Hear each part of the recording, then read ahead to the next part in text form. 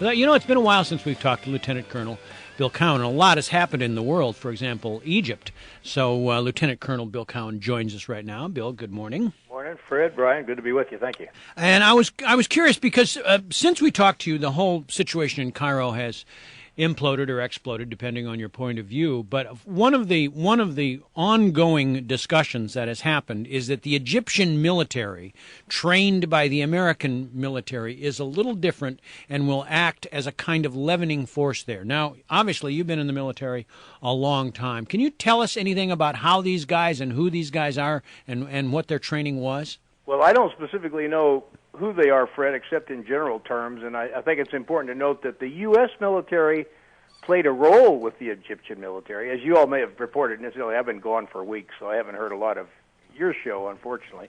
U.S. definitely played a role. I think it was even reported in the media that the chairman of the Joint Chiefs, other key military people, calling their counterparts in Egypt and asking them to refrain from using violence, to refrain from reacting against the people. So I think quietly and behind the scenes, the U.S. military played a large role, in part because of the close relationship it has with many of the senior Egyptian military leaders. And as you probably know, many of those senior military officers come to the United States at various times during their careers. And what's the training like that they get when they come here, Bill? I mean, can you kind of talk us through what? Well, some of it's junior-level training, just as young officers, maybe basic training. Amphibious warfare school down at Quantico is one that we used to run Egyptian soldiers through. Command and staff colleges for majors and lieutenant colonels across the services, including the Naval War College. So you get them in the professional military education mindset, sitting in classrooms for as long as 9 months with American and other foreign counterparts, and really getting a chance for all these people to get to know each other. And that clearly plays a large role. We probably have an awful lot of people in the Pentagon who can pick up a telephone, military officers in the Pentagon, pick up a telephone and call counterparts around the world who they've really spent a lot of time with. And not only that, when those guys come over here to do training, most of them bring their families with them. So the relationships built are not just officer to officer, but also family to family. So there is a significant amount of friend-raising that goes into the military component in the training as well. A significant amount of it, Fred. So they come over here for military skills that may not have an awful lot to do with their particular military or their particular region that they typically fight in. They might be learning tactics that have little to do with whatever goes on in their country or what they do, but they do develop close personal relationships that can be used and played upon, and I don't use that in a negative sense. They can be used to influence people later on in their lives. Obviously, it's pretty dicey what's going on in the Middle East and North Africa right now. We're all worried about who's going to wind up in power when all is said and done. But is this a great opportunity? Well, maybe I'm leading the witness here. I think it's a great opportunity for our intelligence agencies, because where there is chaos, they can really get in there and make some changes and make a difference. It should be, Brian, but I think we have a very risk-averse massive intelligence organization. That risk-averse mindset starts at the very top. I say that from knowing a lot of people inside the intelligence community. And at the top, I mean the Director of National Intelligence. And we should be taking advantage on the ground of what's going on. I doubt that we really are. Certainly, we're picking up a lot of new ideas about technology and how to use Twitter and Facebook and other things. But I don't think in terms of being on the ground, face-to-face interaction, I agree with you. It's a great time to be developing relationships. I think we're so risk-averse that we're not. But would you say that a synonym for risk-averse is political correctness at some degree? I would say it. I think more, Fred, it's people worried about their careers. I don't want to make a decision that backfires on me, and therefore I'm all done. So it's easier just not to make a positive decision.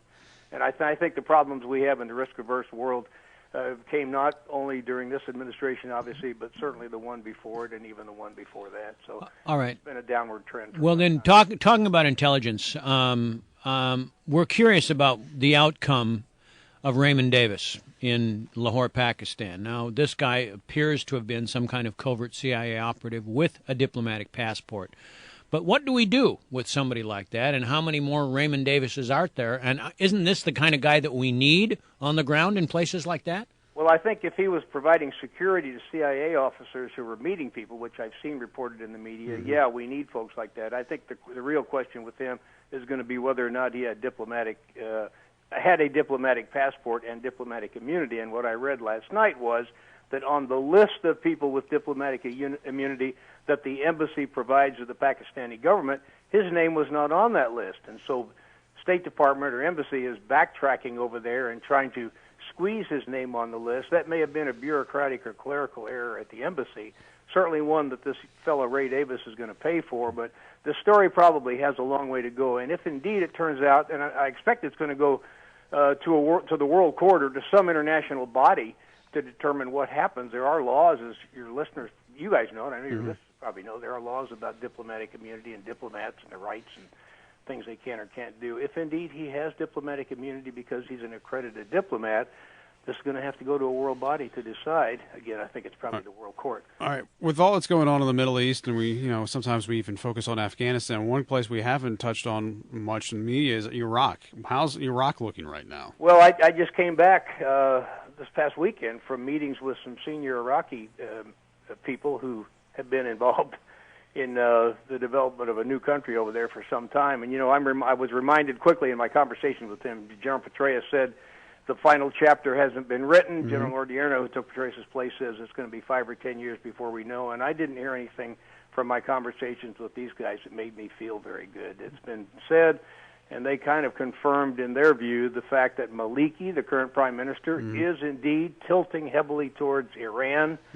There have been a lot of Iranian agents snatched up, including general officers of the Iranian Revolutionary Guards inside Iraq. Really? Maliki has ordered their immediate release, sending them back across the border. There are just some strong indicators there that don't look good, and my unfortunate guess is that once American troops pull out of there, as they're supposed to by the end of the year, we may see Iran making a bigger and bigger and bigger play. Again, people should remember Iran Shiite, 60% of Iraq is Shiite. Particularly in the South. Sunnis, particularly in the South, that's right. So I'm afraid, I think General Petraeus and General Odierno were both correct that the final chapter hasn't been written. We have a long way to go, and I worry that it's not going to be an outcome that ultimately we like. Well, it sounds like as we leave, Iran moves in and fills a vacuum that we create.